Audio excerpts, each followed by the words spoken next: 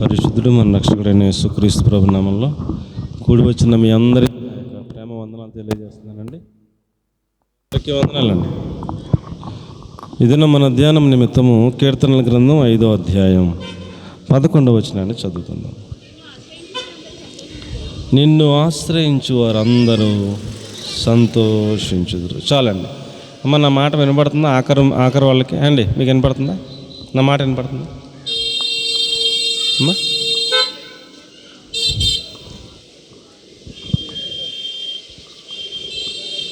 Right. నిన్ను ఆశ్రయించు వారందరూ సంతోషించుదురు అంటాడు. చిన్న ప్రార్థన చేసుకుందాం. అందరూ కళ్ళు మూసుకోండి.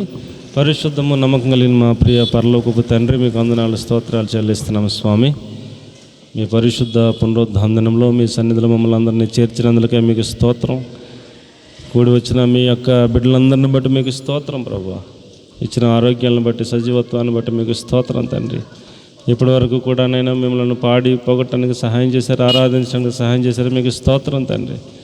అల్పులమైన మా ఏడలు మీరు చూపిస్తున్న కృపంతటిని బట్టి మీకు స్తోత్రం చెల్లిస్తున్నాం ప్రభువా. మీ కంచి, మీ కాపుదలను బట్టి మీకు స్తోత్రం చెల్లిస్తున్నాం తండ్రి. గొప్ప దేవా, ఇప్పుడు మీ యొక్క వాక్యంను ధ్యానం చేసుకోబోతూ ఉండగా అల్పుడు నిష్ప్రయోజకుడైన నన్ను మీ సులువు చాటును మరుగుపరిచి, మీ అగ్ని చేత కాల్చి, పుటం వేసి పరిశుద్ధపరిచి, మాకు అందరికీ కావలసిన ఒక ఉన్నతమైన ఉపదేశం ద్వారా మాతో మాట్లాడి మీ మహిమకు సిద్ధపరచమని, సకల ఆటంకాల అడ్లు, నిద్రమత, ఔద్యత, తిరుగుబాటు యేసు నామములో వేళ్లతో పెళ్లగించి నాశనం చేస్తూ, వినబుద్ధి పుట్టించే ఆత్మను, సమ్మతి గల మనసును, వైపింపచే ఆత్మను యేసు నామములో విడుదల చేస్తూ ఉండగా మీరే పరిశుద్ధాత్మదేవ మీ శైలిలో, మీ స్థాయిలో మీ కార్యాలన్నీ మాలో చేయమని యేసుక్రీస్తు ప్రభు శక్తి గల పరిశుద్ధమైన నామములో ప్రార్థించి, స్తుతించి, అర్పించి వేడుకుంటున్నాం తండ్రి. ఆమె పిల్లరా, మనం చదువుకున్న వాక్య భాగంలో నిన్ను ఆశ్రయించువారు సంతోషించుదురు అన్నాడు. అమ్మ, నా వైపు చూడండి. అసలు ఆశ్రయించుట అంటే ఏంటి అర్థం ఏండి అమ్మ?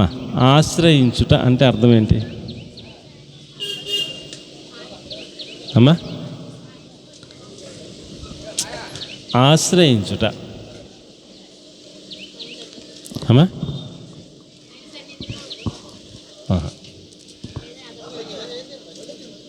కొంచెం దగ్గరగా, ఆ మాట కొంచెం దగ్గరగా ఉంది. ఆశ్రయించుట అనగా, ఇప్పుడు మనకి ఏదన్నా ఒక ప్రాబ్లం వచ్చింది,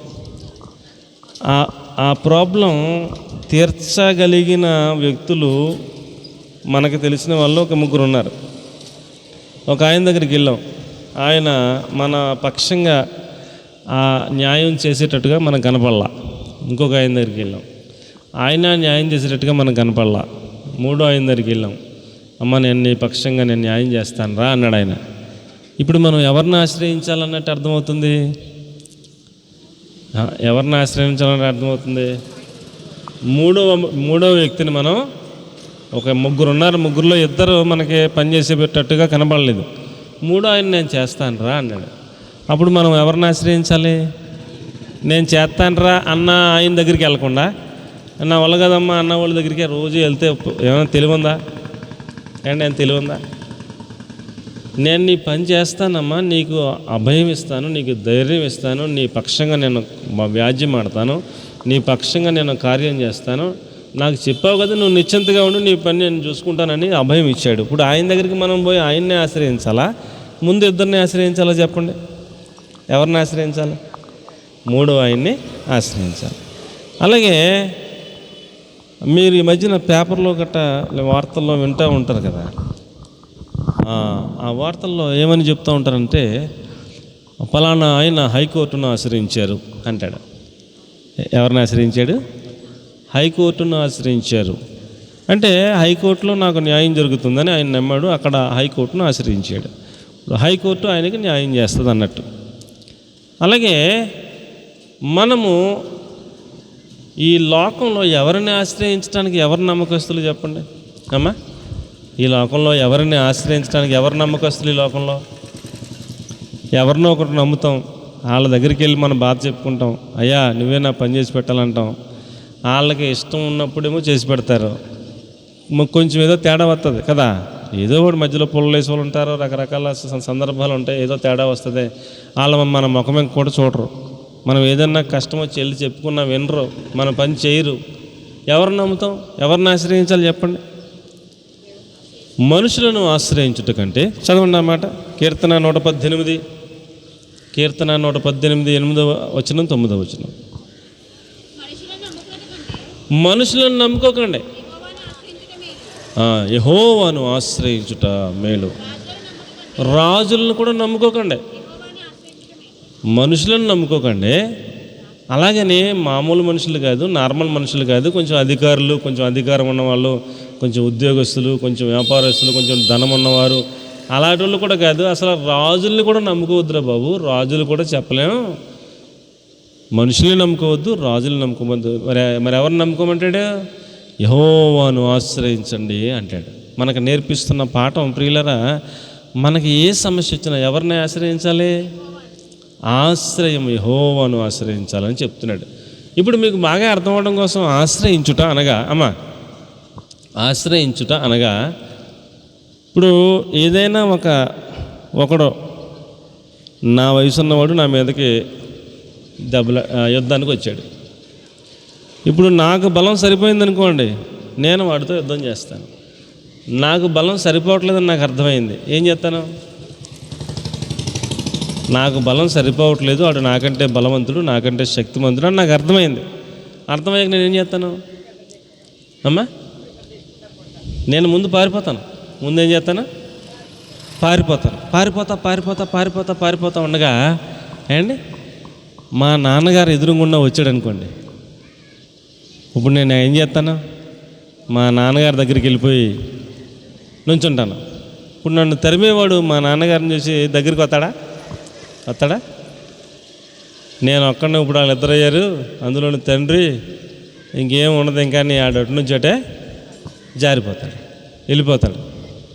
కాబట్టి నేను నా శక్తి సరిపోనప్పుడు నన్ను కాపాడగలిగిన, నన్ను రక్షించగలిగిన, నా మాటలు ఆలకించండి, నాకు అభయం ఇవ్వగలిగిన, నాకు ఒక కోటగా ఉండగలిగిన, నన్ను అనునిత్యం కాపాడి సంరక్షించి, నన్ను కంటికి రెప్పవలే కొనుక నిద్రపోకుండా నా ఎడల ధ్యాస పెట్టి నన్ను రక్షించి కాపాడగలిగిన ఒక వ్యక్తిని నేను చూసుకోవాలి.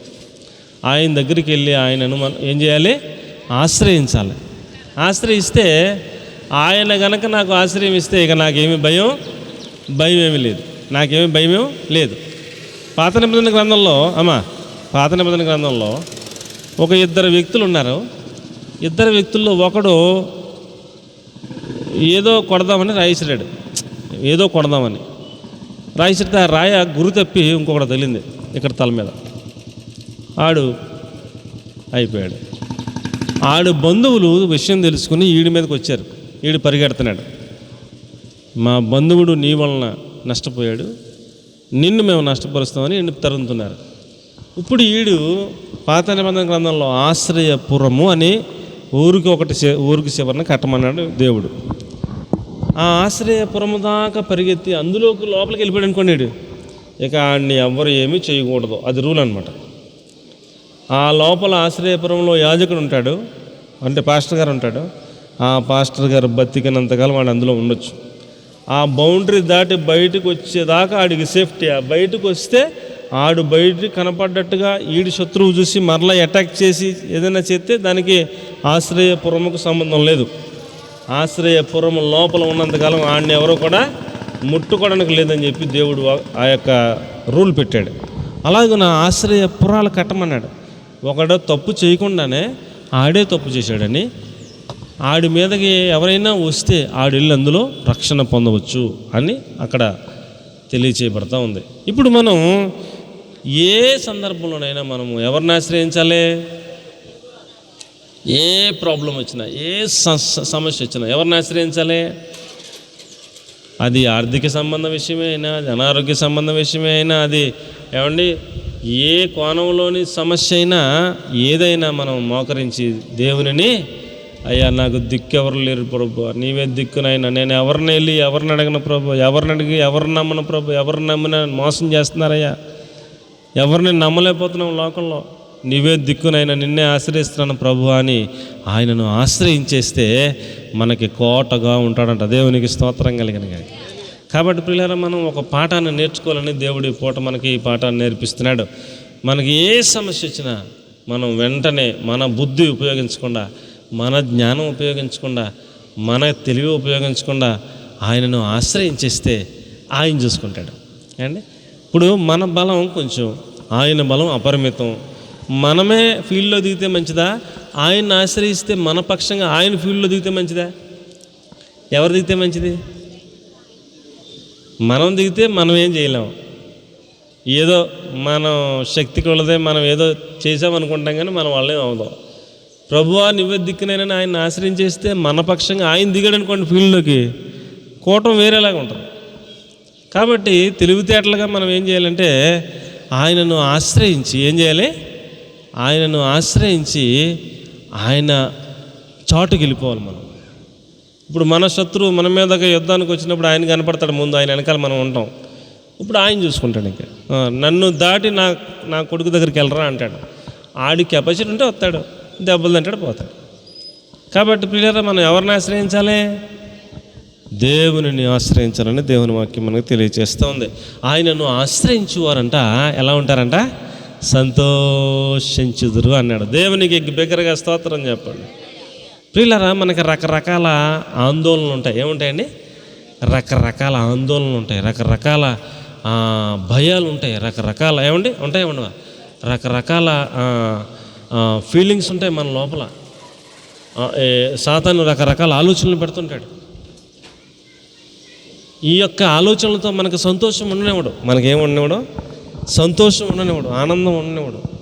మనం ఎప్పుడైతే మన దేవునిని ఆశ్రయించి ఆయన వెనకాలకి వెళ్ళిపోయి నా ముందు నా ప్రభు ఉన్నాడో, ఏదైనా వస్తే నా ప్రభువుని దాటి నా దగ్గరికి రావాలి అన్న అభయం, ఆ ఆశ్రయపురంలో కనుక మనం వెళ్ళిపోయి మన ప్రభువుని ముందు పెట్టగలిగితే మనము సంతోషించేలాగా ఆయన చేస్తాడంట. ఇంకా మనకి ఏదైనా సమస్య వచ్చినప్పుడు మనం ఆయనకి చెప్పేసుకుని ఆయన్ని ఆశ్రయించేసి ఇంకా దాని గురించి మనం ఆలోచించడం మానేసి ఆయనకి అప్పగించేస్తాం కదా అని ప్రభువా అని ఆయన మీద ఆధారపడటం. ఆవిడన్నారు, ఆయన మీద ఆధారపడి ఆయనను ఆశ్రయించి ఇంకా ఆయన ఉండగా నాకెందుకు ఆయన చూసుకుంటాడు అన్న భరోసా మనకి ఆ మైండ్లో ఉన్నప్పుడు మనం ఎలాగ ఉంటాం?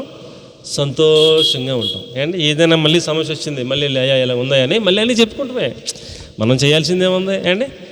ఒక సమస్య ఆయనకి చెప్పాం, ఆయన చూసుకుంటున్నాడు. మరలా ఆ సమస్య నిమిత్తం ఇంకోటి ఏదో వచ్చింది, మళ్ళీ ఆయనకి ప్రభువా నీకు మొన్న చెప్పాను కదా, మరలా ఇప్పుడు మళ్ళీ ఇలాగ వచ్చింది ప్రభు, ఈ కోణంలో వచ్చింది ప్రభు, ఆ కోణంలో వచ్చింది ప్రభు, ఈ కోణంలో వచ్చింది ప్రభు, అయ్యా చూడు ప్రభు అని ఆయనకి చెప్పుకోవటమే. నేను చూస్తానండి డాడీ, నువ్వు సైలెంట్గా ఉండు అంటాడు. ఆయన చూసుకుంటాడు. ఎన్ని రకాలు వచ్చినా, మనం ఎన్ని రకాల శోధన వచ్చినా, ఎన్ని రకాల ఇబ్బందులు వచ్చినా మనం ఆయనను ఆశ్రయించి ఎలా ఉండాలి? సంతోషించెదరు అంటాడు. ఏమండి, మొట్టమొదటి మాట ఏమిటంటే 2 సమూయేలు గ్రంథం 22వ అధ్యాయం 1, 2, 3 వచనాలు. 2 సమూయేలు గ్రంథం 22వ అధ్యాయం 1, 2, 3 వచనాలు. ఆయనను ఎవరైనా ఆశ్రయిస్తే ఆ ఆశ్రయించిన వారికి ఏమేం చేసి పెడతాడంట దేవుడు? చాలా చాలా విషయాలు రాశాడు. ఆయనను ఆశ్రయించిన ఒక వ్యక్తిని ఏం చేశాడంట? యెహోవా తనను సౌలు చేతిలో నుండి, తన శత్రువుల అందరి చేతిలో నుండి 1వ వచనమేనా, తప్పించిన దినమున దావీదు స్తోత్రించెను. అతడు ఇట్లనెను, యెహోవా నా శైలము, యెహోవా నా కోట, యెహోవా నా రక్షకుడు, యెహోవా నా దుర్గము, నేను ఆయనను ఆశ్రయించుదును, ఆయన నాకు కీడెము, ఆయన నాకు రక్షణ శృంగము, నా ఉన్నత దుర్గము, నా ఆశ్రయ స్థానము, ఆయనే నాకు రక్షకుడు, బలాత్కారుల నుండి రక్షించువాడు ఆయనే, కీర్తనీయుడైన యెహోవాకు నేను. మనం చేయాల్సింది ఆయనకి మొర్రపెట్టుకోవడమే, ఆయనను ఆశ్రయించడమే. ఆయన్ని ఆశ్రయిస్తేనంట ఎన్ని రకాలుగా ఉంటాడంట తెలుసా అమ్మ? ఎన్ని రకాలు ఉంటాడంట తెలుసా? శత్రువుల చేతిలో నుండి తప్పించి ఏం చేస్తాడంటండి అమ్మ? ఏం చేస్తాడంట? మనకి ఎవరైతే శత్రువులు ఉన్నారో వాళ్ళు మనలను పట్టుకుందామని, మనలను నాశనం చేద్దామని, మనలను నిర్మూలించేద్దామని వాళ్ళ ప్లాన్లు వాళ్ళు వేసుకుంటూ ఉంటారు. వాళ్ళ చేతిలో నుంచి మనల్ని ఏం చేస్తాడంట? తప్పించి అన్నాడు. తప్పించాక ఏం చేస్తాడంట? ఆయన మనకి శైలముగా ఉంటాడంట. ఎలా ఉంటాడంట అండి? శైలము, ఒక దుర్గములాగా ఉంటాడంట. ఇదొక రాజులు కోటలు ఉంటాయి. మీరు ఎప్పుడైనా చూసి గమనించారో లేదో, చదువుకున్న పుస్తకాలైనా మీరు చదువు ఉంటారు ఏంటి. రాజులకి ఏముంటాయి? రాజులకు కోట ఉంటుంది. ఆ కోట లోపల రాజు ఉన్నంతసేపు సేఫ్టీ. శత్రువులు వస్తారు, పిరంగులు వేస్తారు, బాణాలు వేస్తారు. కోటలో ఉన్నవాడికి ఏమవుతుంది అండి? ఆ కోట అంత శత్రు దుర్భేద్యంగా కట్టుకుంటారు. ఈడు ఎన్ని ఉపయోగించినా కోటకి ఏమి అవ్వదన్నమాట. ఆ కోట అంత సురక్షితం అన్నట్టు. ఒకవేళ అంత పర్యంతరమై కోటను కూడా స్వాధీనపరుచుకుంటే లోపల నుంచి అండర్ గ్రౌండ్ మార్గం ఒకటి ఉంటుంది. అలాగే అందులోంచి వెళ్ళిపోతారు ఎక్కడికో, ఎవరో దొరకడం. అలాంటి సిస్టమ్ ఉంటుంది అనమాట. అలాగా మనకి దేవుడు ఎలాగుంటాడంట? ఆయన మనకు ఒక నా వైపు చూడండి, ఆయన మనకు ఒక కోటలాగా ఉంటాడంట, ఆశ్రయపురములాగా ఉంటాడంట, ఆశ్రయ దుర్గములాగా ఉంటాడంట. ఏమండి? అలాగే మనకొక రక్షకుడుగా ఉంటాడంట. ఆయన మనకు కేడెముగా ఉంటాడంట. కేడెము అంటే ఇలాగా మనం శత్రు బాణం వేస్తాను అనుకోండి, అగ్ని బాణం, మామూలు బాణం ఎదురేస్తుంటాడు. ఈ కేడెం ఇలాగ అడ్డు పెడితే అది కేడెని తగిలి పడిపోద్ది, మన దాకా రాదు. ఆయన మనకి అడ్డుగా ఎలా ఉంటాడంట? ఒక కేడెములాగా ఉంటాడంట. ఏమండి? అలాగే ఒక ఉన్నత దుర్గములాగా ఉంటాడంట. ఆయన ఆశ్రయ స్థానములాగా ఉంటాడంట. ఆయన రక్షకుడుగా ఉంటాడంట. బలాత్కారుల నుంచి మనలను రక్షించువాడు ఆయనే అన్నాడు. ఇప్పుడు మనం ఆయనను ఆశ్రయించుట వలన అండి, మనుషులను ఆశ్రయిస్తే ఇన్ని రకాలుగా మనకు ఎవడో అడ్డం ఉండలేడు. రాజులను ఆశ్రయించిన ఇన్ని రకాలుగా మనకు ఎవరు అడ్డం ఉండలేరు. కానీ మనము కనుక దేవుని ఆశ్రయించగలిగితే, ఆయన వైపు చూడగలిగితే, ఆయనకు మొర్రపెట్టుకోగలిగితే, ఆయన సన్నిధిలో మోకరించి మన బాధలన్నీ చెప్పుకోగలిగితే, ఆయనకు మొర్రపెట్టిన ప్రతి వానికి ఆయన అండి శత్రువుల చేతి నుంచి తప్పిస్తాను అంటున్నాడు. ఆశ్రయ దుర్గముగా, ఆశ్రయ స్థానముగా, రక్షకుడిగా, బలాత్కారుల చేతిలో నుంచి తప్పించి విడిపించి రక్షించువాడిగా నేను నీ పక్షాన ఉండి నీకు కార్యాన్ని చేస్తాను అని అభయం ఇస్తాడు. కాబట్టి ప్రియులారా, మనం ఎవరిని మనం ఆశ్రయించాలి చెప్పండి? ఎవరిని ఆశ్రయించాలి? యెహోవాను మనం ఆశ్రయించాలి. యేసు ప్రభుల వారిని మనం ఆశ్రయించాలి. అప్పుడు మనకి ఏమండి, మనకు తెలియని విధంగా, మనము ఆశ్చర్యపోయే విధంగా ఆయన మనల్ని రక్షిస్తాడు, కార్యాలు చేస్తాడు, విడిపిస్తాడు, శత్రువులను నోరు మోపిస్తాడు. ఆయన ఎంతగా రక్షించగలడు, ఆయన ఎంతగా విడిపించగలడు, ఆయన ఎంతగా మనలను కాపాడగలడు అని అంటే ప్రియులారా, చాలా అద్భుతంగా మనల్ని కాపాడగలడు. రెండవ పాయింట్ కనుక మనం చూస్తే, మొదటి పాయింట్లో ఆయన ఒక దుర్గములాగా ఉంటాడు. ఎలా ఉంటాడు చెప్పండి? ఆయనను ఆశ్రయించువారు ఏమని వారు అర్థం చేసుకోవాలి? నేను దేవుని ఆశ్రయించాను అంటే వాళ్ళకి ఏమర్థం అవ్వాలి? ఆయనను ఆశ్రయించిన నాకు ఆయన దుర్గములాగా ఉంటాడు, ఆయన శైలములాగా ఉంటాడు, ఆయన కేడెములాగా ఉంటాడు, ఆయన ఆశ్రయపురములాగా ఉంటాడు, ఆయన శత్రువుల చేతి నుంచి నన్ను తప్పిస్తాడు, బలాత్కారుల చేతి నుంచి నన్ను విడిపిస్తాడు, నన్ను రక్షిస్తాడు అని ఒక అభయం, ధైర్యం, ఒక నిరీక్షణ కలిగిన వాళ్ళమై ఆయనను మనం ఆశ్రయించడానికి మనం మొదట నేర్చుకోవాలని దేవుని వాక్యాన్ని బట్టి మీకు మనవి చేస్తూ ఉన్నాను. రెండవ మాట ప్రియులరా, రెండవ మాట ఎలాగ మనం ఆయన్ని ఆశ్రయించాలి అని అంటే, రెండవ దినవృత్తాంతాలు 13:18 మనం చూస్తే, ఆయనను ఆశ్రయించిన వారికి ఆయన రక్షించే దేవుడు అని మొదటి పాయింట్లో విన్నాం. ఆయన ఆశ్రయించిన వారిని ఆయన రక్షించే దేవుడు. ఈ ప్రకారం ఇశ్రాయేలు వారు ఆ కాలమందు తగ్గించబడ్డారు, కానీ యూదావారు తమ పితరుల దేవుడైన యెహోవాను ఆశ్రయించిన హేతువు చేత జయము పొందిరి అంటాడు. ఇప్పుడు ప్రియులారా, నా వైపు చూడండి. ఇశ్రాయేలీలు 12 గోత్రాలు. ఎన్ని గోత్రాలండి? 12 గోత్రాలు. 11 గోత్రాల వాళ్ళందరినీ ఇశ్రాయేలీలు అన్నారు. ఒక్క గోత్రం మాత్రం యూదా, వాళ్ళు సెపరేట్ అయ్యారు. యూదా ఒక్క గోత్రం సెపరేట్ అయ్యారు. ఇప్పుడు ఈ 11 గోత్రాల వారు యెహోవాను ఆశ్రయించట్లా.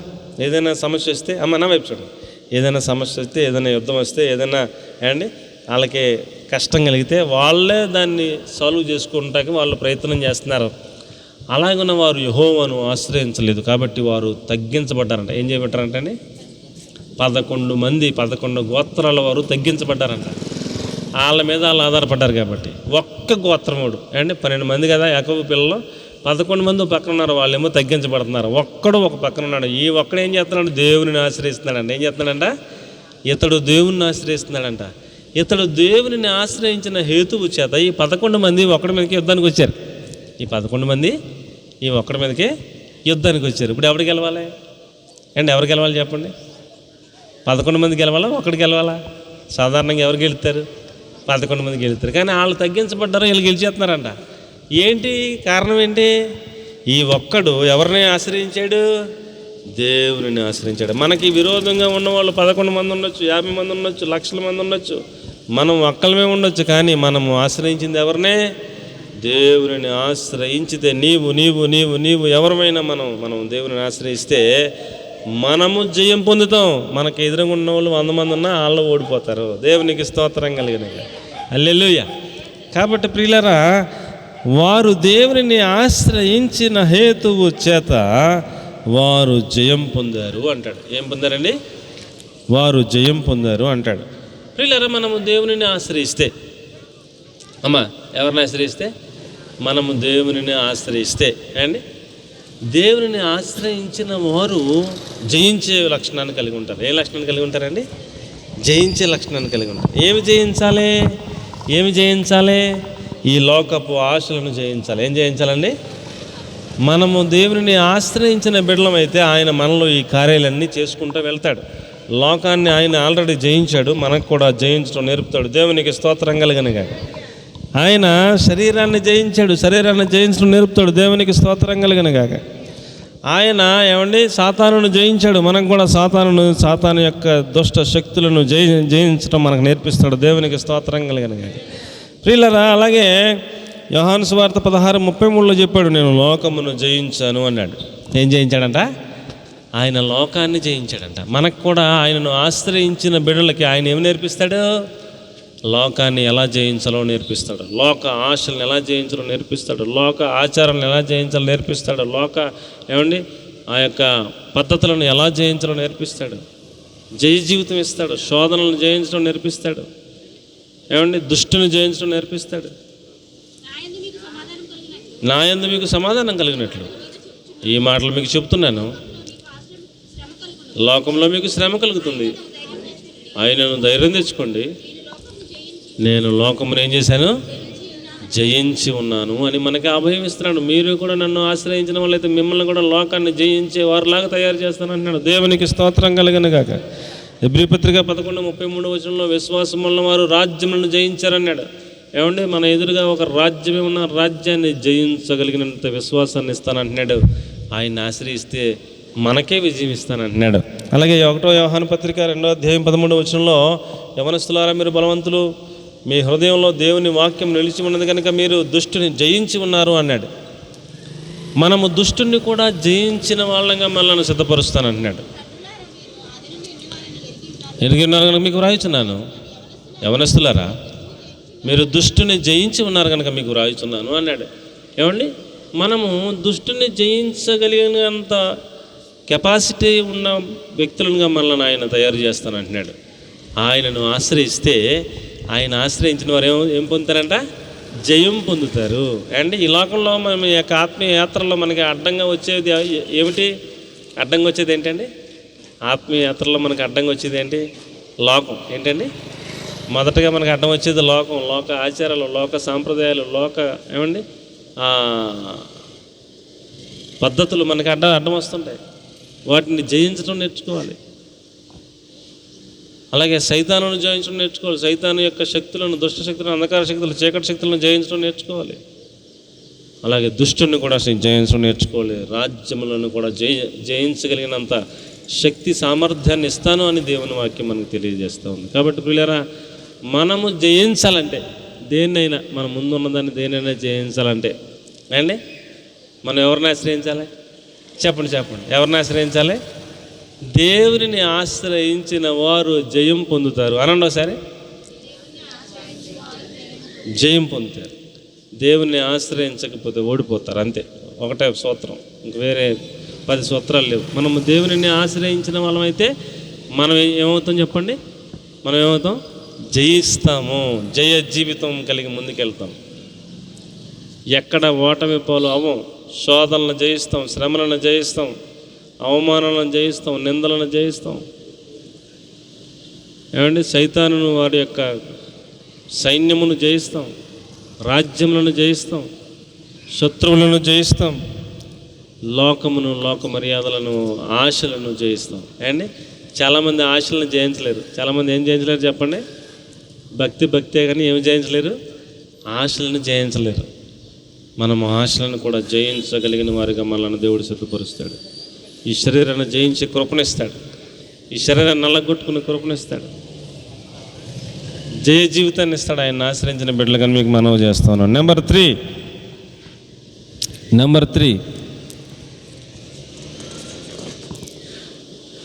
1 దినవృత్తాంతాల గ్రంథం 16వ అధ్యాయం 11వ వచనం.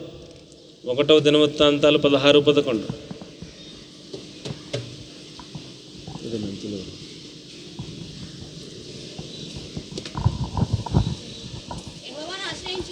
యెహోవాను ఆశ్రయించండి, ఆయన బలమును ఆశ్రయించండి అంటాడు. అమ్మా, ఆయన సన్నిధిని నిత్యము వెదకండి అంటాడు. ఎవరిని ఆశ్రయించాలి చెప్పండి?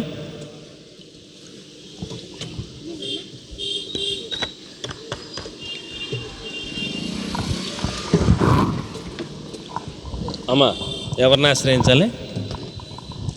యెహోవాను ఆశ్రయించండి అంటూ ఇంకేం చెప్తాడు? ఆయన బలమును ఆశ్రయించండి అని చెప్తున్నాడు. ఏం ఆశ్రయించాలి చెప్పండి అమ్మా? ఆయన బలమును ఆశ్రయించండి అంటాడు. దేవుని బలం ఎంత, దేవుని బలం ఎంత అని మనం కనుక ఆలోచన చేయడం మొదలు పెడితే, ఆయన బలమును ఆశ్రయించండి, ఆయన సన్నిధిని నిత్యము వెతకండి అన్నాడు. మనకు తెలుగులో ఇలా తర్జుమా చేశారు, కానీ ఇంగ్లీష్లో చాలా బాగుంది. యెహోవాను ఆశ్రయించండి, ఆయన బలమును ఆశ్రయించండి, ఆయన సన్నిధిని నిత్యము వెతకండి అన్న చోట ఇంగ్లీష్లో ఏముందనంటే సీక్ హిజ్ ఫేస్ కంటిన్యూవల్లీ అన్నాడు. అంటే ఆయన ముఖమును మనం అలాగే చూస్తూ ఉండాలంట. కంటిన్యూవల్లీ అంటే ఆయన ముఖాన్ని చూస్తూ ఉంటే, ఆయన బలమును చూస్తూ ఉంటే, ఆయన మీదే దృష్టి కేంద్రీకరిస్తే, ఏమండి, ఆయనను ఆశ్రయించిన వారు ఆయన ముఖాన్ని చూస్తూనే ఉండాలి అన్నట్టు నేర్పిస్తున్నాడు. ఏం చేయాలంటండి? ఆయనను ఆశ్రయించిన వారు, ఆయన బలమును ఆశ్రయించిన వారు, ఆయన బలాన్ని ఆశ్రయించిన వారు ఏం చేయాలంట? ఆయన ముఖమును అలాగే చూస్తూ ఉండాలంటండి, చూస్తూ ఉండాలంట. ఆయన బలం ఎంత అసలు అని మనం కనుక ఆలోచన చేస్తే, ఆయన బలం సముద్రం మీద నడవగలిగినంత. ఆయన బలం ఎంత అండి? ఆయన బలం ఎంత? సముద్రం మీద నడవగలిగినంత బలవంతుడైన. మనం ఎవరైనా నడవగలమా? సముద్రంలో కాదు, నదిలో అలాగా 4 అడుగులు వేసామంటే మునిగిపోతాం.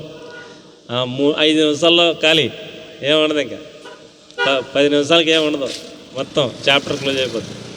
ఆయన సముద్రం మీద శిష్యులు వాళ్ళు వెళ్తూ ఉన్నారు, గాలి వాళ్ళని ఇబ్బంది పెడతా ఉంది, దోణి కట్టమంటా ఉంది, తెరచాప చిరిగిపోతూ ఉంది, అవతలటికి వెళ్తాం లేదని భయంగా ఉంది వాళ్ళకి. ఈయన కొండ మీద ప్రార్థన చేసుకుంటున్నారు. 3 గంటలకు తెల్లారుతామని చూస్తే వాళ్ళు ఇంకా దారిలోనే ఉన్నారు, కడకి వెళ్ళలేదు. ఆయన వాళ్ళ మీద కనికరపడి నడుచుకుంటూ వెళ్ళిపోతున్నాడంట సముద్రంలో. ఏం చేస్తున్నాడంట? నడుచుకుంటూ వాళ్ళ దగ్గరికి వెళ్ళిపోతే వాళ్ళు అంత దూరంలో చేసి అమ్మ బాబాయ్ అని దయ్యం పోతాం అని గొడవ చేస్తున్నారు. దగ్గర దాకా వచ్చారే, నేనేరా అంటే నువ్వేనా ప్రభా అని పేతురు అన్నాడు. నీవే ప్రభువు అయితే, నీవు ఎలాగైతే నడుస్తున్నావు సముద్రం మీద, అలాగా నేను కూడా నడుచున్నట్లుగా నాకు ఆజ్ఞాపించు అన్నాడు. నాన్న రా అన్నాడు. ఆయన రా అంటే మనవాడు ఆ ప్రభు ముఖం వెంక అలా చూస్తూ పడవలోంచి కాలు కిందకి ఎట్టాడు. ఏమండి, ఆయన బలం ఎంతో అంత బలం ఈయనకు కూడా ఇచ్చాడు దేవుడు. దేవునికి స్తోత్రం కలిగిన కాదు. సముద్రం మీద నడవగలిగినంత బలం పేతురుకు కూడా ఇచ్చాడు. ఎప్పుడు ఆయన ముఖాన్ని చూస్తున్నంతసేపు ఆ బలం ఇచ్చాడు. ఆయన వైపు చూస్తూ, అండి, సముద్రాన్ని చూడట్లా. అమ్మ నా వైపు చూడండి, ఏం చూస్తలేదు? సముద్రాన్ని చూస్తలేదు, దాని లోతును చూస్తలేదు, నేను కాలెత్తే మునిగిపోతానేమో అన్న ధ్యాస లేదు. ఆయన ముఖం మీదే ధ్యాస ఉన్నది. ఆయన ముఖాన్నే చూస్తూ ఉన్నాడు. కంటిన్యూస్గా నడుచుకుంటూ వెళ్ళిపోతున్నాడు. ఈ మిగిలిన వాళ్ళకి బుర్ర పాడైపోతుంది. ఏంట్రా యేసుప్రభు అంటే నడుస్తాడు, ఈడుకొని నడిచేస్తున్నాడు ఏంట్రా అని వీళ్ళు ఆశ్చర్యపోతున్నారు. నడుచుకుంటూ వెళ్ళిపోయాడు, చాలా దూరం వెళ్ళిపోయాడు, ఇంకా దగ్గరికి వెళ్ళిపోతున్నాడు. ఇంకా 4 అడుగులు ఎత్తే యేసుప్రభు దగ్గరికి వెళ్ళిపోతాడు. ఈలోగా సాతాను తెలివితేటలో, అండి, సాతాను మహాకుయుక్తి.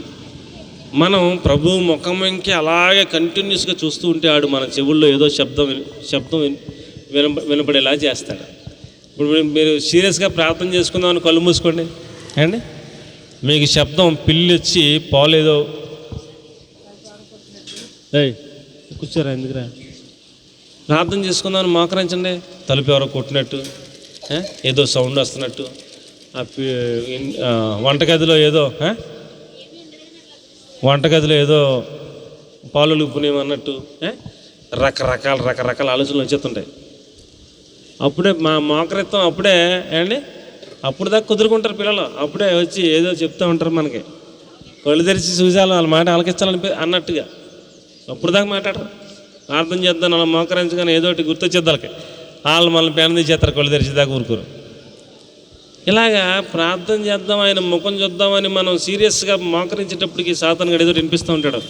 ఒక గొప్ప శబ్దం వినపడిందంట పేతురికి. ఏం వినపడిందంట?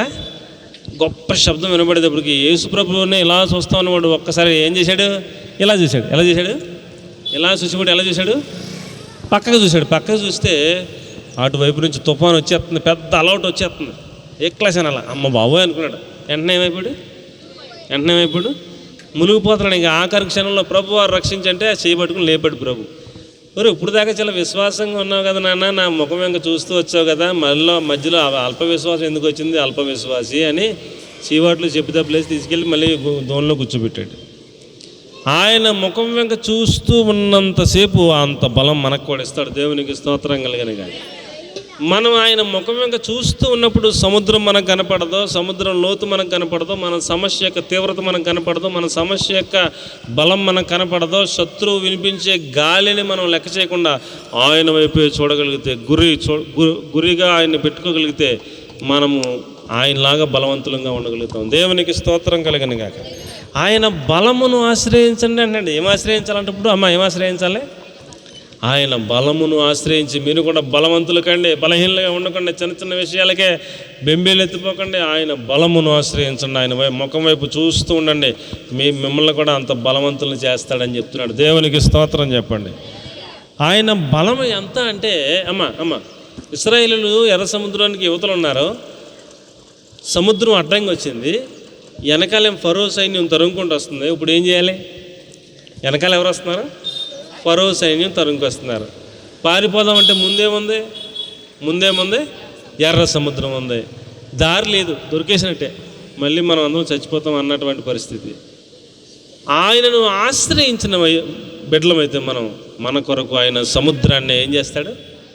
సముద్రాన్ని 2 పాయలుగా చేసి 6 నెలలుగా చేసి అద్భుతంగా వాళ్ళని అందులో నుంచి రోడ్లాగా తయారు చేసి నడిపించాడు. దేవునికి స్తోత్రం చెప్పండి. ఆయన ఆశ్రయిస్తే ప్రియులారా, ఆయన బలం ఎంత అంటే సముద్రమును చీల్చగలిగినంత బలం కలిగిన వాడు. దేవునికి స్తోత్రం చెప్పండి. ఆయన ఆ రాత్రి అంతయు బలమైన తూర్పు గాలి పంపించి ఆ సముద్రాన్ని ఎలా చేశాడంట? 6 నెలలాగా చేశాడంట. దేవునికి స్తోత్రం కలిగిన కాదు. వాళ్ళు వెళ్ళిపోరని చెప్పేసి వెనకాల ఫరో సైన్యం కూడా అదే మార్గంలో వెళ్ళిపోతున్నారు. సగం లెక్కల నుంచి మోషేని చెయ్యి వెనకాలకి ఎలాగని అన్నాడు. ఎలాగంటే ఏమైపోయిందండి? సముద్రం మళ్ళీ ఏకమైపోయింది, మొత్తం అందరూ మునిగిపోయి చచ్చిపోయారు. అదే సముద్రాన్ని రోడ్డులాగా చేయగలడు, అదే రోడ్డుని సముద్రంలాగా మరలా మార్చగలడు. అంత బలం కలిగిన వాడు మన దేవుడు. ఆయన ఏదైనా చేయగలడు, ఎలాగైనా చేయగలడు, ఎలాగైనా మనల్ని తప్పించగలడు, రక్షించగలడు. ఆయన ఆశ్రయించడం నేర్చుకుంటే, ఆయన బలమును ఆశ్రయించడం నేర్చుకుంటే ఆయన బలమును మనకు చూపించగలడు. సముద్రమును చీల్చగలిగినంత బలము కలిగిన దేవుడు మనల్ని కాపాడటం కోసం. దేవునికి స్తోత్రం కలిగిన గాక. అలాగే ప్రియులారా, ఇంచుమించు 30 లక్షల మందికి మాంసం కావాలంట.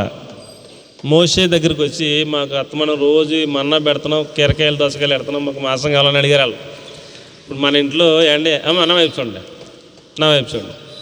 ఇప్పుడు మన ఇంట్లో మాంసం కావాలంటే ఎంత కష్టమా కదా? వారానికి ఒకసారి మాంసం తేవాలంటే అదే కూరగాయలు తెచ్చుకుంటే ఒక 50 రూపాయలు అయిపోద్ది. అదే చికెన్కో మటన్కి వెళ్తే ఎంత అవుద్ది? 200-300 అయిపోద్ది. అవునా కదా? ఆ కుటుంబానికి 200-300 అయిపోద్ది. మరి 30 లక్షల మందికి మాంసం కావాలంటే ఎక్కడి నుంచి తెస్తాడు మోసేని వచ్చి మాకు మాంసం కావాలని అడిగితే మోసే అన్నాడా, ప్రభువా వీళ్ళ మాంసం కావాలంటున్నారు, ప్రభువా ఎక్కడి నుంచి తెచ్చేది? ఇది అరణ్యంలో ఏమీ దొరకవు, ఎలాగ మాంసం వస్తుంది? వీళ్ళు మాంసం కావాలని ఏడుతున్నారు ప్రభు అంటే దేవుడు అన్నాడు, వాళ్ళకి వెళ్ళి చెప్పు, మాంసం సమృద్ధిగా ఇస్తానని చెప్పు అన్నాడు దేవుడు. మోసే అంటాడు, ప్రభు ఇది ఎడారి, నువ్వు ఎక్కడ మళ్ళీ ఆలోచించుకో, ఇంత 30 లక్షల మందికి సరిపడా మాసం అంటే సామాన్యమైనదా? ఎక్కడి నుంచి తెస్తావు, ఎలాగెత్తావు? నువ్వు గబాలను మాట ఇచ్చేస్తే మళ్ళీ వాళ్ళు నా మీద పడతారు. ప్రభు మళ్ళీ ఆలోచించుకో ప్రభు అంటే యేసు ప్రభు అంటున్నాడు. వెళ్ళి చెప్పా, నాకు అసాధ్యమైంది ఏముంది, వెళ్ళి చెప్పా అంటే ప్రభు మళ్ళీ ఆలోచించుకో ప్రభు గబాలు మళ్ళీ మాట ఇచ్చేస్తే మళ్ళీ దెబ్బతినేస్తాం మన ఇద్దరం ప్రభు అంటున్నాడు. మోసే వెళ్ళరా చెప్పరా అంటున్నాడు యేసు ప్రభు. వెళ్ళాడు. మీకు రేపు ఉదయమున కల్లా మాంసం సమృద్ధిగా ఇస్తానని దేవుడు సెలవిస్తున్నాడని చెప్పాడు. తెల్లరేపటికి బలమైన తూర్పు గాలి వచ్చిందంట. పూరేళ్ళు వాళ్ళు ఉన్నటువంటి మార్గము ఎంత లెక్కాల మార్గం ఉన్నారో వాళ్ళ మార్గం పక్కంట, అదే పాలెము మార్గం అంటే పాలెము, వాళ్ళ పాలెం ఎంత అవుతుందో ఆ పాలెము పక్కంట రాసులుగా పడిపోయినాడు పూరేళ్ళు వచ్చి. దేవునికి స్తోత్రం కలిగినగా. తెల్లరగా లెగి చూసుకుంటే ఎక్కలేని పూరేళ్ళు పడిపోయి ఉన్నాయి. ఎవడికి కావాల్సిన తెచ్చుకుని దాన్ని శుభ్రంగా కోడి అనుకోండి, పూరేలో ఒక కోడి అనుకోండి మీరు సపోజ్, దాన్ని శుభ్రంగా సరి చేసుకుని శుభ్రం చేసుకుని వండుకుని తింటమే ఎవడికి కావాల్సినంత. ఆశ్చర్యపోయాడు మోసే, దేవుని బలము ఎంత అని. ఒక 5గురు ఉన్న కుటుంబానికి 300 ఎట్టి రోజు మాసం తెమ్మంటే ఆ తండ్రికి ఎలా ఉంటుంది చెప్పండి? ఎలా ఉంటుందండి? ఆ తండ్రికి ఎలా ఉంటుంది? ఇక మళ్ళీ కనపడ్డా ఇంకా ఆయన పొద్దున్నే చీకటితో పోతాడు, రాత్రి 12 గంటలకు పోతాడు, మళ్ళీ మధ్యలో కనపడ్డా ఇంకా అలా కష్టపడుతుంది కానీ తేలేం కదా. మరి తెల్లారేపాటికి వాళ్ళకి ఎంత కావాలంటే అంతా పూరేళ్ళు వచ్చేస్తున్నాయి, గాలికి వచ్చి అక్కడ పడిపోతున్నాయి. దేవుని బలం ఎంత అంటే 30 లక్షల మంది కాదు, కోటి మంది అయినా వాళ్ళకి మాంసం కావాలంటే తెల్లారేపటికి గాలి కొట్టుకొచ్చేద్ది అంతే. ఆయన బలం అంతా, ఆయన బలాన్ని మనం కొలవలేము. ఆయన బలమును ఆశ్రయించండి అంటాడు. ఆయన బలమును ఆశ్రయిస్తే ఆయన బలం ఎంత అంటే నీకు అసాధ్యమైంది ఆయనకి సాధ్యమైంది అంత ఆయన బలం. అర్థమైన వాళ్ళందరూ దేవునికి స్తోత్రం చేస్తారు. మనకు అసాధ్యం మనం తెచ్చిపెట్టలేం, మన వల్ల కాదు, నా వల్ల కాదని మోసే గోడ నెత్తినరు కొట్టుకున్నాడు. నీకెందుకు నేను పెడతానని చెప్పరా అన్నాడు వేసుకో. 30 లక్షల మందికి నీళ్ళు కావాలి, ఎన్ని ట్యాంకులు తేవాలా ఏమండి? ఎన్ని ట్యాంకులు తేవాలి? ఎన్ని ట్యాంకులు తెస్తే వాళ్ళకి సరిపోతాయి. ఎక్కడి నుంచి తేవాలి? వెళ్ళాలి, ఎక్కడి నుంచి వస్తాయి నీళ్ళు? యేసుప్రభు బండను పెట్టాడంట వాళ్ళకి. ఆ బండలో నీళ్ళు వచ్చేస్తాయంట, వీళ్ళు శుభ్రంగా తాగుతున్నాయి. 30 లక్షల మంది కదా, 1,000,000 మంది ఉన్నా తాగుతుంటే అందులో వచ్చేస్తున్నాయి ఎంత నీళ్ళు. ఆయనకు అసాధ్యమైంది ఏముంది? ఏమీ లేదు. ఆయన బలం ఎంత అంటే ఏం చెప్తాం? ఆయన బలం ఎంతో మనకు అర్థం అవ్వదు, అంత బలవంతుడు. ఆయన బలమును మీరు కూడా ఆశ్రయించండి, అంత బలవంతులుగా మిమ్మల్ని కూడా చేస్తాడని చెప్తున్నాడు. కాబట్టి ప్రియులారా, మనం ఎవరిని ఆశ్రయించాలి? ఆయనను ఆశ్రయించి మనం ఒక రక్షణ మార్గంలోకి రావాలి. ఆయన రక్షిస్తాడు, శత్రువుల నుంచి రక్షిస్తాడు అండి, ఆ యొక్క బలము గల వారి చేతుల నుంచి రక్షిస్తాడు. అది ఒకటే. 2 ఏమండి, మనలను జయించే అంతటి స్థితికి నడిపిస్తాడు, లోకాన్ని జయించే పరిస్థితులకు నడిపిస్తాడు, సైతాన్ని జయించే అంత శక్తినిస్తాడు ఏమండి, లోక ఆశలను జయించే అంత శక్తినిస్తాడు, లోక ఆచారాలను జయించే అంత శక్తినిస్తాడు. అలాగే 3వ మాటలోకి వస్తే ఆయన బలమును ఆశ్రయించండి అంటున్నాడు. మనలను కూడా ఆయనలాగా బలవంతులుగా మార్చేస్తానంటున్నాడు. ఎంత బలం అంటే అండి, అగ్నిలో పడేస్తే ఒక్క వెంట్రుక కూడా కాలిపోలేనంత కాపాడగలిగిన బలవంతుడు. దేవునికి స్తోత్రం కలిగిన. 3 రాజు చూసి ఏమనుకున్నారు, నేను రాజుని, నా మాటకి ధిక్కరిస్తారా, 7 అంతలు ఎక్కువ చేయండి అన్నాడు. చేశారు. ఇలా 3 అందులో పడేయండి అన్నాడు. ఒక్కొక్కరిని పడేస్తాక 2 వచ్చారు. ఒక్కొక్కరిని పడేస్తాక ఎంతమంది వచ్చారండి? 2 వచ్చారు. కాలు చేతులు కట్టేశారు. ఈ ఒక్కని ఇలా ఇసరాలు కదా, ఒకడు కాళ్ళు ఒకడు తలకాయ పట్టుకుని ఇలా ఇసిరితే ఈ ఇసురుని వాళ్ళు చచ్చిపోయారు. 3 ఇసిరితే 6 చచ్చిపోయారు. లోపల 3 కూడా అగ్నిలో తిరుగుతున్నారంట. ఏం చేస్తున్నారంట? అగ్నిలో తిరుగుతున్నారంట. 4 ఆయన తెల్లని వస్త్రములు ధరించుకున్నాడంట. ఆయన దేవదూత రూపాన్ని కలిగి ఉన్నాడంట. రాజు అలా చూస్తున్నాడు. అరే వీళ్ళకి ఏం అవ్వలేదంటారా అని ఆశ్చర్యపోతున్నాడు. శద్రకు మేషకు అబేద్నెగోను వారులారా, జీవముగల దేవుని సేవకులారా, బయటకు రండి అంటే బయటకు వచ్చారు. పరీక్ష పెడితే ఒక్క వెంట్రుక కూడా కాలిపోలా, బంధకాలు మాత్రమే కాలిపోయినాయి, వస్త్రాలు కాలిపోలా. అప్పుడు శాసనం తయారు చేశాడు. ఈ విధముగా రక్షించగల దేవుడు భూమి మీద ఎవడు లేడు, వీళ్ళు ఆరాధించే దేవుడు నిజమైన దేవుడు అని చెప్పేసి శాసనం రాసి పెట్టేశాడు. దేవునికి స్తోత్రం కలిగిన. కాబట్టి ప్రియులారా, ఆయన ఎంత బలవంతుడయ్యా అని అంటే అగ్నిలో నుంచి కాపాడే అంత బలవంతుడు. దేవునికి మహిమ కలుగును గాక. ఆయన ఎంత బలవంతుడయ్యా అంటే ఒక సింహం ఒక సింహం ఒక్క దెబ్బ కొడితే మనిషి ఉంటాడా? అది ఇలాగ ఈ చేతితో ఒక్కటి కొడితే ఏమండి ఆ ఒక దెబ్బ చచ్చిపోతాం మనం. అంత బలంగా ఉంటుంది దాని దెబ్బ. ఒక్క పంజా దెబ్బ కొడితే అయిపోయినట్టే. ఒక్క దెబ్బకే అండి అలా పట్టుకుంటుంది వచ్చి ఎటువంటి జంతువునైనా సరే పట్టుకుని చంపేద్దంటే. అలాంటి బలమైనటువంటి సింహం అండి. అలాంటి గుహలో దానియల్ని అమాయకంగా ఉన్న దానియల్ని పడేశారు. పడేస్తే సింహాల నుంచి కాపాడగలరా దేవుడు? కాపాడగలరా? ఒకటి కాదు, చాలా సింహాలు ఉన్నాయి సింహాల బోన్లో. దానియల్కి అలా పడిపోయాడు కింద. దానియేలు దగ్గరికి కూడా వెళ్ళకుండా కాళ్ళు దేవుడు కట్టేశాడంట. అలాగ ఆగిపోయినాయి ఇంత సింహాలన్నీ కూడా. రాట్లా కాళ్ళు ఎదరికెళ్దామంటే రాట్లా. నోరు కట్టేశాడంట దేవుడు. నోరు ఇలా అందాం, నోరు రాట్లా, కాళ్ళు రాట్లా, నోరు రాట్లా. ఏం చేస్తే అలా సూతనే అంతే తెల్లారి దాకా. ఆ రాజుగారు వచ్చి జీవముగల దేవుని సేవకుడైన దానియేలు అన్నప్పుడు రాజు చిరంజీవిగా అగునుగా అన్న లోపల నుంచి, అబ్బా బతికే ఉన్నావా, రే బయట తీయండి, బయట తీశారు. నువ్వు ఎలాగ రక్షించబడ్డావు, ఎలా కాపాడబడ్డావు? సింహాలని ఏమి చేయలేదంటే, ఏమీ చేయలేదు రాజా, నేను అమాయకుడిని కాబట్టి, నన్ను ఏ తప్పు చేయలేదు కాబట్టి నా దేవుడు నన్ను దూతను పంపించి నన్ను రక్షించాడని చెప్పాడు. దేవునికి స్తోత్రం చెప్పండి. కాబట్టి ప్రియులరా, మనలను ఆయన బలమును మనల్ని ఆశ్రయించమని చెప్తున్నాడు అండి. అది సింహాల బోని అయినా తప్పించగల బలం కలిగిన వాడు, అది సముద్రమైనా విడిపించగల బలం కలిగిన వాడు, అది ఆహారం కొరత అయినా సమృద్ధి అయిన ఆహారాన్ని రప్పించగలిగిన బలం కలిగిన వాడు. ఆయన బలం ఎంత అంటే చెప్పలేము, అంత బలమైన వాడు. ఆయన బలమును ఆశ్రయించండి, ఆయన సన్నిధిని నిత్యం వెదకండి, ఆయన ముఖాన్ని ఎప్పుడు చూస్తూ ఉండండి, కంటిన్యూస్గా చూస్తూ ఉండండి అని చెప్తున్నాడు. దేవునికి స్తోత్రం కలుగునుగాక. ఏమంటే 5,000 మంది పురుషులు వచ్చారంట మీటింగ్కి. ఎంతమంది అండి? 5,000 మంది పురుషులు వచ్చారంట మీటింగ్కి. అంటే ఏదైనా ఒక మీటింగ్కి 5,000 మంది పురుషులు వచ్చారంటే ఇంకో 15,000 మంది స్త్రీలు వస్తారు, అవునా కదా? ఇప్పుడు ఎంతమంది మీటింగ్లో? 30,000 మంది. 5,000 మంది పురుషులు ఉన్నారంటే ఇప్పుడు ఇక్కడ ఎంతమంది ఉన్నామంటే అందరిలో ఒక ఇద్దరు ఉన్నాం పురుషులు. అలాగే 5,000 మంది పురుషులు ఉన్నారంటే కనీసం 20-25,000 మంది స్త్రీలు ఉంటారు. అంతమంది మీటింగ్లో ఉంటే వాళ్ళకి ఆహారం పెడదామన్నాడు యేసు ప్రభు. శిష్యులు అన్నారు, వీళ్ళకి ఆహారం పెడతాక 200 దినారాలన్నా సరిపోవు, ఊర్లోకి వెళ్ళిన తెచ్చినా వీళ్ళకి సరిపెట్టలేము, ఎవరింటికి వెళ్ళి పంపే అన్నారు వాళ్ళు తెలివితేటలకి. ఆయన అన్నాడు, లేదు మీరే పెట్టండి, కూర్చోమని చెప్పండి అన్నాడు. ఎలా పెడతామని అడిగారు వీళ్ళు. అందులో ఒకడు చిన్నపిల్లడు ఆడు తెచ్చుకున్నాడు క్యారేజ్. ఆడు నా దగ్గర క్యారేజ్ ఉంది యేసు ప్రభు ఇదిగో తీసుకొని చెప్పి ఇచ్చాడు. 5 రొట్టెలు 2 చేపలు ఉన్నాయండి అందులో. ఆయన స్తోత్రము చెల్లించి పంచి పెడతామంటే పంచిపెట్టే వాళ్ళు పంచి పెడుతున్నారు, ఈయన ఇరుతున్నాడు పంచి పెడుతున్నారు. మొత్తం 20-25,000 మంది సరిపోయిందండి. ఆయన బలం ఎంత అంటే 5 రొట్టెలు 2 చేపలని 5,000 మందికి కాదు 30,000 మందికి అయినా పెట్టగలిగినంత బలవంతుడు. దేవునికి స్తోత్రం కలిగిన. కాబట్టి పిల్లలు మనం ఏమి ఆశ్రయించాలి? ఆయన బలమును ఆశ్రయించాలి. ఏమి ఆశ్రయించాలి చెప్పండి? ఆయన బలమును ఆశ్రయించాలని చెప్తున్నాడు. ఇంకా ఆయన బలం ఎంత అంటే, చచ్చిపోయిన లాజరు సమాధిలో పెట్టేసి 4 రోజులు అయిపోయింది, పంపు కొట్టేస్తుంది శరీరం. ఆయన వచ్చి తలుపు తీయమన్నాడు.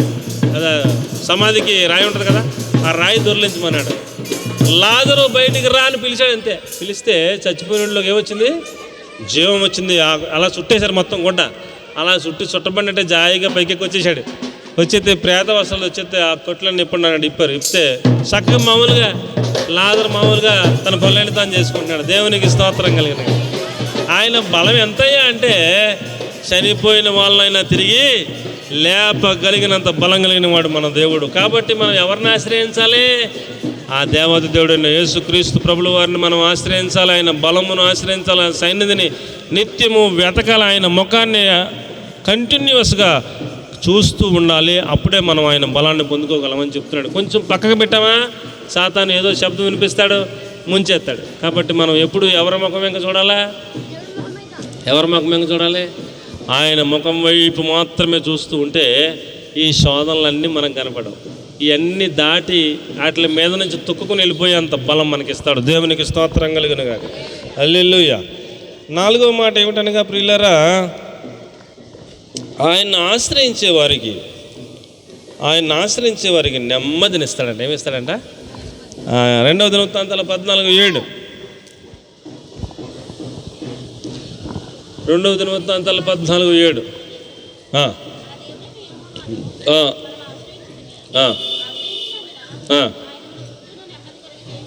నెమ్మది కలుగ చేస్తూ ఉన్నాడు అన్నాడు. చాలమ్మా. అమ్మ మొదటి మాట ఏమంటారా చెప్పండి? మొదటి మాట,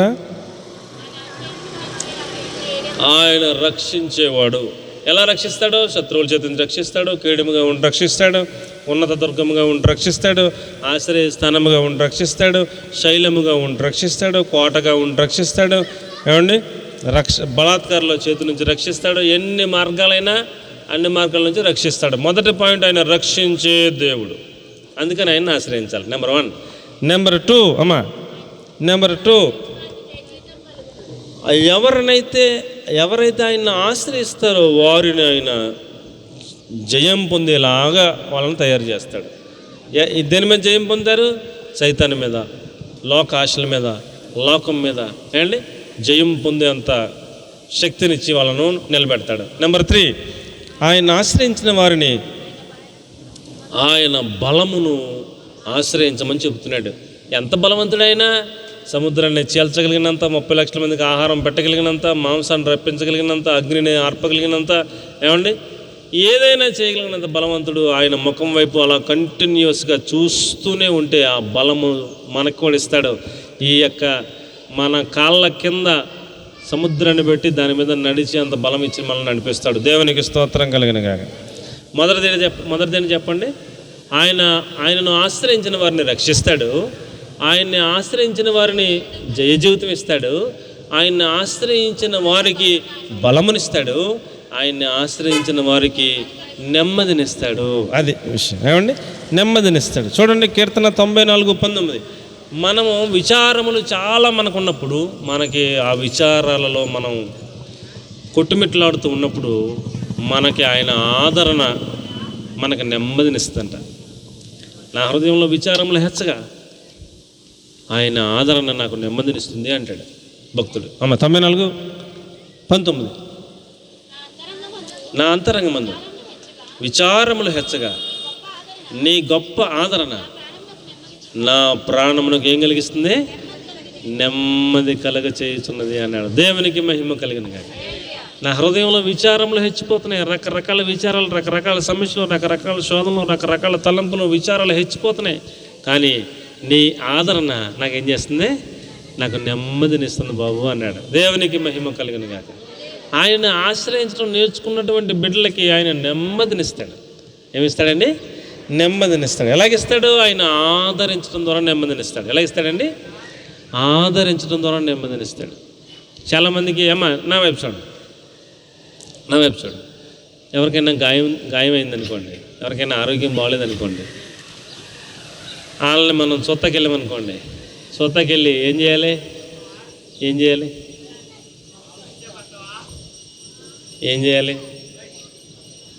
మీకు అర్థం అవటం కోసం, ఇప్పుడు నాతోటోడే అండి సైకిల్ వేసుకు వెళ్తున్నాడు, నేను సైకిల్ వేసుకు వెళ్తున్నాను. ఆడు పడిపోతాడికి మొత్తం దెబ్బలు తగిలిసినాయి. ఇప్పుడు ఆడిని స్వతకాల ఇంటికి వెళ్ళాను నేను, కాలుకి బాగా దెబ్బలు, మొత్తం వాళ్ళని దెబ్బలు తగిలేసినాయి. సైకిల్ ఇందులో బండి అనుకోండి పోనీ, మొత్తం అన్ని దెబ్బలు తగిలేసినాయి అండి, గాయాలు అయిపోయినాయి, బాగా కట్లు కట్టేశారు. ఇప్పుడు నేను ఆడి ఇంటికి వెళ్ళి మరి చెప్తాను నీకు, స్లోగా వెళ్ళమని చెప్తాను, వినవు,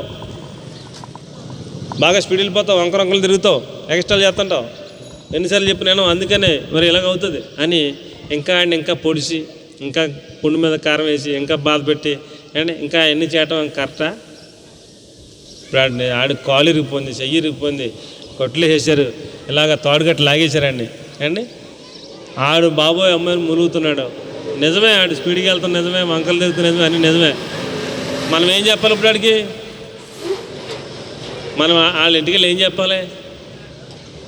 అరే నీకోసం మేము ప్రార్థన చేస్తున్నావురా, దేవుడు త్వరగా తగ్గిస్తాడురా, బాధపడకురా, నువ్వు కూడా ప్రార్థన చేసుకోరా, తగ్గిపోతారా, ఏం కదరా అని ప్రార్థన నూనె రాసి ప్రార్థన చేసి ఆదరణ కలిగించే మాటలు చెప్పి కొంచెం జాగ్రత్తగా ఉండు, చీంపెట్టి ఏం తినకో, తొందరగా తగ్గిపోతే మళ్ళీ మనం సంతోషంగా ఉండొచ్చు అని మంచిగా మాట్లాడతాడికి ఎలా ఉంటుంది? ఆదరణ కలిగి నెమ్మది కలుగుతుంది. అదే ఇంకా పుండు మీద కారం వేసినట్టుగా ఇంకా గిల్లితే ఎలా ఉంటుంది? వాడికి ఇంకా బాధ ఎక్కువ అవుతుంది. కాబట్టి చాలామంది పలకరత్తకి వెళ్తారు, వెళ్ళి వాళ్ళని గాయపరిచి వచ్చేస్తారు, వాళ్ళు కారం వేసేసి వచ్చేస్తారన్నమాట. వాళ్ళకి తగిలిన గాయం కంటే వాళ్ళ మాటలు ఇంకా జ్ఞాపకం ఉంటాయి వాళ్ళకి, వాళ్ళు బాధపడిపోతుంటారు, ఇంకా అది తలుచుకుని ఏడ్చేస్తుంటారు. అలా కాదు, మనం ఆదరించడం ద్వారా ఏమొస్తుందండి? నెమ్మది కలుగుతుంది. అలాగ దేవుడు మనల్ని ఆదరించి నెమ్మదినిస్తాను అంటున్నాడు. మన బాధల్లో, విచారాల్లో మనలను ఆదరించి నెమ్మదినిచ్చే దేవుడు ఆయన. అందుకని మనం ఆయనను ఆశ్రయించాలి. ఏమండి ఇంకా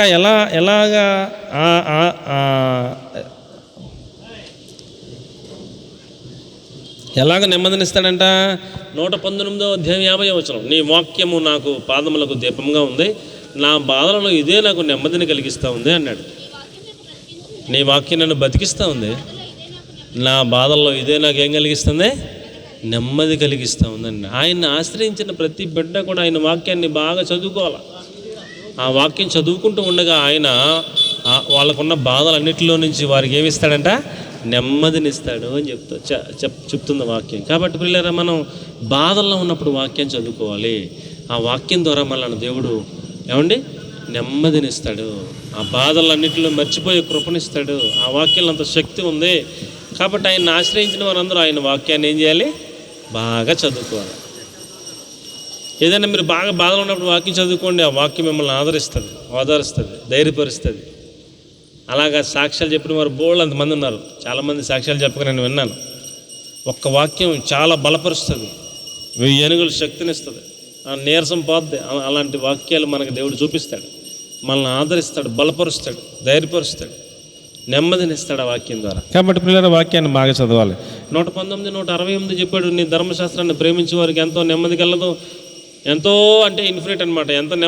ఎంత నెమ్మదైనా ఇస్తాడంట ఆయన ధర్మశాస్త్రాన్ని.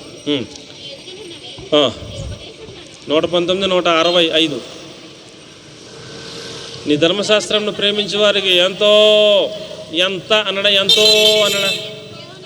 ఎంతో నెమ్మది కలదు. వారు తూళి తొట్టులతో కారణం ఏమీ ఉండదన్నాడు. అంత పర్ఫెక్ట్గా నిలబెడతానని చెప్తున్నాడు. కాబట్టి ఆయన ధర్మశాస్త్రానికి బైబిల్ మనం ప్రేమించాలి. ప్రేమించడం అంటే అంత బాగా వాక్యంతో మనం మమేకం అవ్వాలని చెప్తున్నాడు. అలాగైతే ఆ వాక్యం ద్వారా, ఆ వాక్యాన్ని ప్రేమించడం ద్వారా నీకు నెమ్మదినిస్తానని చెప్తున్నాడు. దేవునికి స్తోత్రం కలిగిన. కానీ వీళ్ళారు మీరు ప్రాక్టికల్గా మీరు ట్రై చేసి చూడండి. నాకు కొంచెం కలవరంగా ఉందనుకోండి, కొంచెం గడిబిడిగా ఉందనుకోండి, కొంచెం ఆందోళనగా ఉందనుకోండి, ఆ వాక్యాలు ధ్యానం చేస్తూ ఉంటే, ఆ పాట ఏదన్నా పాడుకుంటూ ఉంటే ఈ ఆందోళన పోతుంది. మీకు అలాగ ప్రాక్టీస్ చేసి చూడండి. దేవునికి స్తోత్రం కలిగిన. కొంచెం చిరాగ్గా ఉన్నప్పుడు, కొంచెం గడిబిడిగా ఉన్నప్పుడు, కొంచెం ఆందోళనగా ఉన్నప్పుడు ఏదో పాట ఎత్తుకోండి. ఆ పాటలో కొంచెం ధ్యానపూర్వకంగా పాడుకోండి. లేకపోతే ఒక వాక్యాన్ని ధ్యానంలో అలాగ గుర్తు చేసుకోండి. ఈ ధ్యాస ఆ వాక్యం మీదకి, పాట మీదకి వెళ్ళేసరికి ఈ గడిబిడి అంతా పోద్ది, నెమ్మది వస్తుంది. అలా మీరు ట్రై చేసి చూడండి, మీకు అర్థమవుతుంది ఎప్పుడన్నా బాధ వచ్చినప్పుడు. కాబట్టి ఆయన ధర్మశాస్త్రాన్ని ప్రేమిస్తే, ఆ ధర్మశాస్త్రం ప్రేమించిన వారికి ఏమిస్తాడంట? ఎంతో నెమ్మదినిస్తాను అన్నాడు. దేవునికి మహిమ కలుగును గాక. సామెతల గ్రంథం 1:33 చెప్పాడు, నీ ఉపదేశమును అంగీకరిస్తే చాలు వారికి నెమ్మది కలుగుతుంది అంటాడు. సురక్షితంగా ఉంటాడు వాడు. కీడు వచ్చినన్న భయము లేక నెమ్మదిగా ఉంటాడంట. అసలు భయమే ఉండదంటాడు. కీడు వస్తుందన్న భయమే ఉండదంట. అలాగా నెమ్మదినిస్తాను అంటున్నాడు. రైట్. 5వ మాట 2 దినవృత్తాంతాలు 26:5 వర్ధిల్లుతామంట. ఏమవుతామంటండి? వర్ధిల్లుతామంటండి. ఆయనను ఆశ్రయించిన వారు ఏమవుతారంట? వర్ధిల్లుతారు. చెప్పండి, చదవండి అన్నమాట. 26:5 అతడు ఆశ్రయించినంతకాలం అతడు వర్ధిల్లాడు అని చెప్పాడు.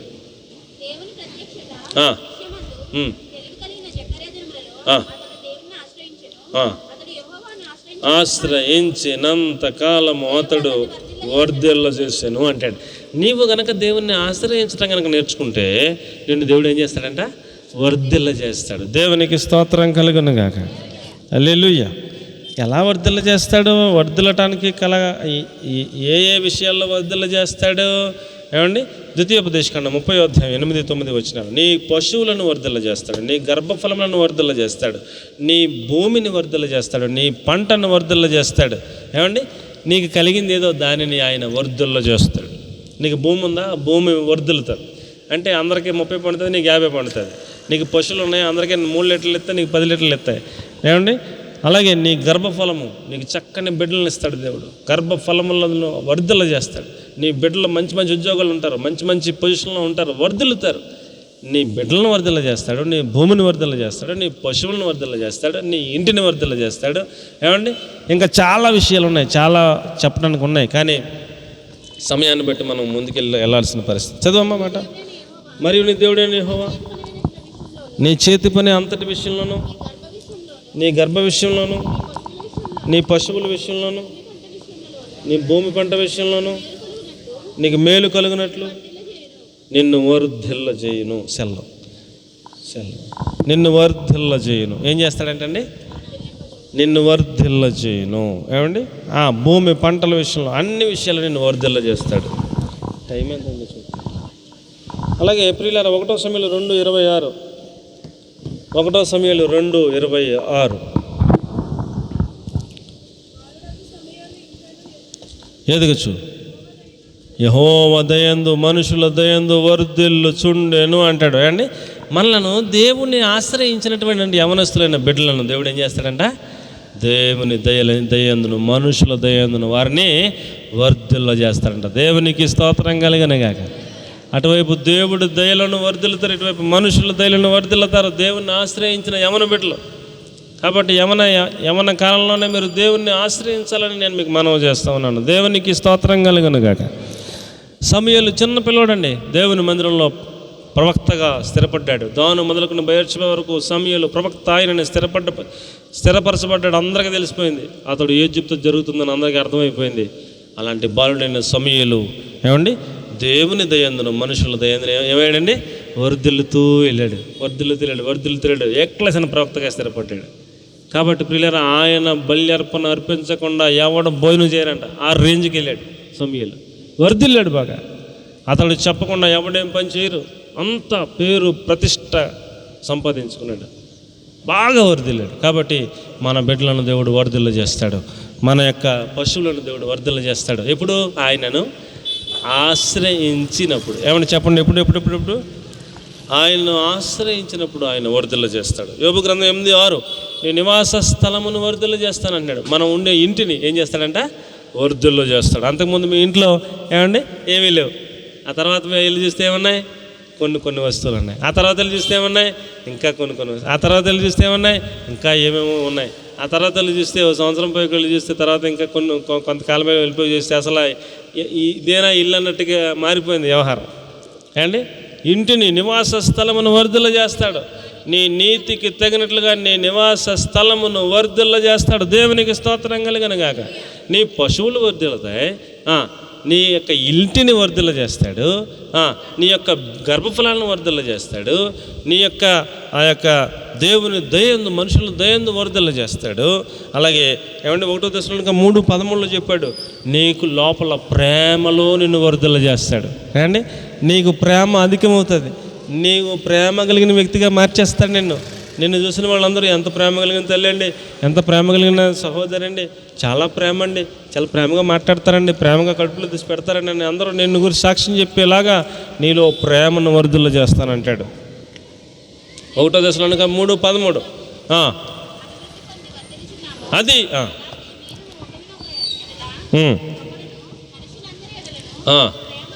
ప్రేమలో వర్ధిల్లుట. ఏమండి, చాలు 3 యోహాను 1:2 ఆత్మలో వర్ధిల్ల చేస్తాడంట. ఎందులోను? ఆత్మీయంగా, ఆత్మలో. ఏమండి, ఆత్మానుసారముగా నీ ఆత్మ వర్ధిల్లుచున్న ప్రకారము వర్ధిల్లాలని చెప్తున్నాడు. అంతే, చాలమ్మ చాలు. సౌఖ్యంగా ఉండాలని చెప్తున్నాడు. ఆత్మలో వర్ధిల్ల చేస్తాడంట. ఎప్పుడు? ఎవరినే ఆయనను ఆశ్రయించిన వారిని ఆయన వర్ధిల్ల చేస్తాడు, అభివృద్ధి చేస్తాడు, ఆశీర్వదిస్తాడు. ఆయన రాజ్యాన్ని ఆశీర్వదిస్తాడు. నీకు కలిగింది ఏదో దాన్ని ఆశీర్వదిస్తాడు, అభివృద్ధి చేస్తాడు, వర్ధిల్ల చేస్తాడు. ఎన్ని విధాలుగా అంటే అన్ని విధాలుగా చెప్పాడు. కాబట్టి ఆయనను ఆశ్రయించిన వారిని ఆయన ఏం చేస్తాడు? వర్ధిల్ల చేస్తాడు. రైట్. ఏమండి, 6వ మాట, ఆయన్ని ఆశ్రయించిన వారిని ఆయన స్వస్థపరుస్తాడంట. ఏం చేస్తాడంట? 2వ దినవృత్తాంతాలు 30:19-20. 2వ దినవృత్తాంతాల గ్రంథం 30వ అధ్యాయం 19-20. ఆయన్ను ఆశ్రయించిన బిడ్డలను ఆయన స్వస్థతనిస్తాను అంటున్నాడు.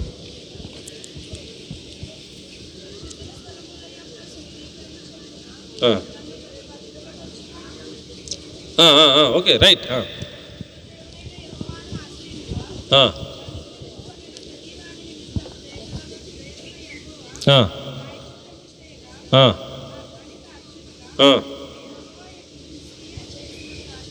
అంగీకరించి వారిని స్వస్థపరిచాను అంటాడు. అంతేనా? ఆయనను ఆశ్రయించినటువంటి వారిని, ఆ వారి నిమిత్తము హిజ్కియా ప్రార్థన చేయగా ఆయన ప్రార్థన ఆలకించి వారిని స్వస్థపరిచాడు అంటాడు. అండి, కాబట్టి ఆయన ఆశ్రయించిన వారిని దేవుడు ఏం చేస్తాడు? స్వస్థపరుస్తాడు. దేవునికి స్తోత్రం కలుగును గాక. నా వైపు చూడండి అమ్మ, నా వైపు చూడండి అమ్మా, నా వైపు చూడు. ఒక తండ్రి వాళ్ళ కొడుకుని తీసుకుని వెళ్ళాడు యేసుప్రభు దగ్గరికి. వాళ్ళ కొడుకు చిన్నప్పటి నుంచి దెయ్యం పట్టుకుంటుందంట. వాళ్ళ కొడుక్కి ఆడు నీళ్ళు కనపడితే అందులో దూకెత్తాడంట.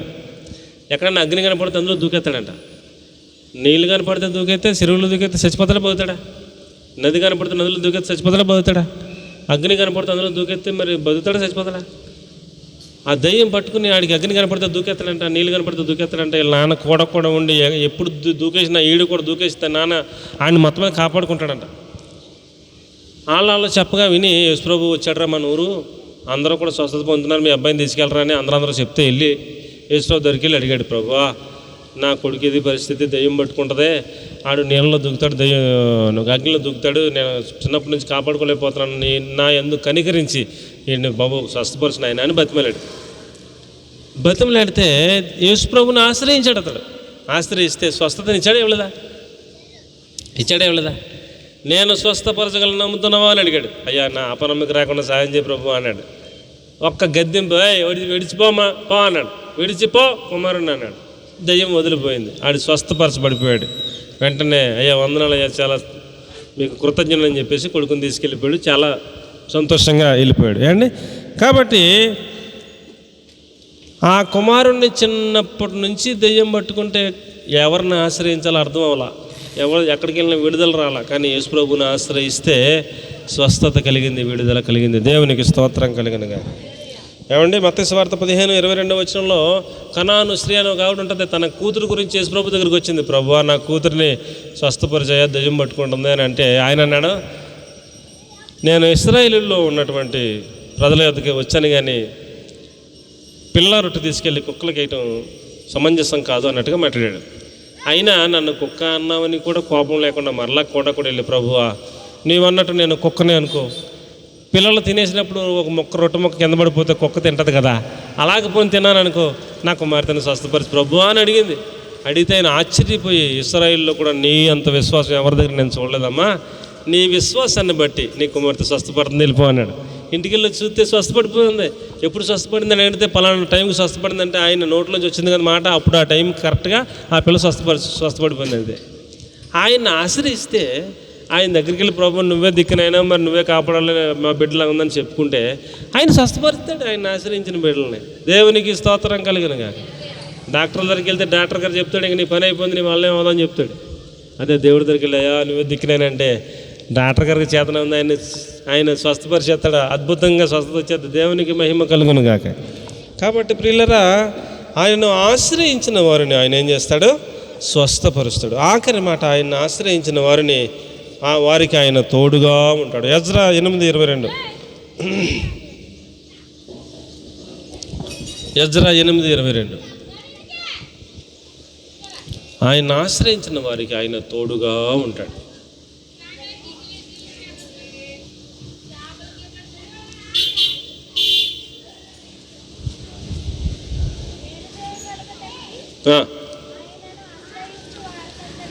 అది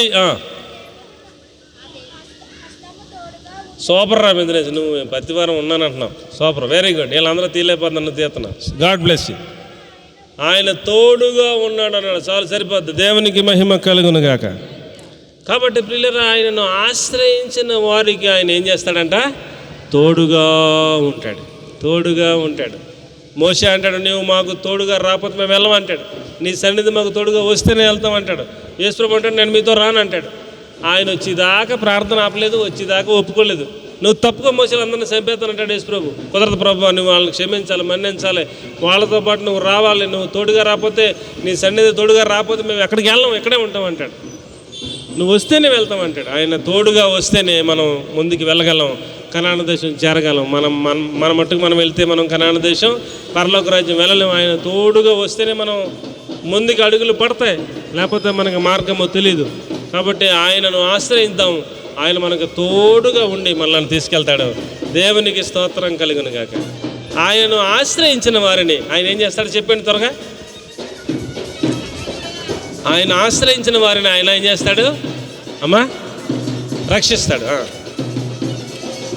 ఆయన ఆశ్రయించిన వారిని ఆయన జయ జీవితం ఇస్తాడు. అమ్మా బలమిస్తాడు, బలమిస్తాడు. ఆయన ఆశ్రయించిన వారికి నెమ్మదినిస్తాడు. ఆయన ఆశ్రయించిన వారికి అమ్మా వర్ధిల్లు చేస్తాడు. ఆయన ఆశ్రయించిన వారికి స్వస్థతనిస్తాడు. ఆయన ఆశ్రయించిన వారికి తోడుగా వస్తాడు. అలాగున మనందరినీ పరిశుద్ధాత్మదేవుడు సిద్ధపరిచి నడిపించును గాక. ఆమేన్. అందరం మోకరిద్దాం.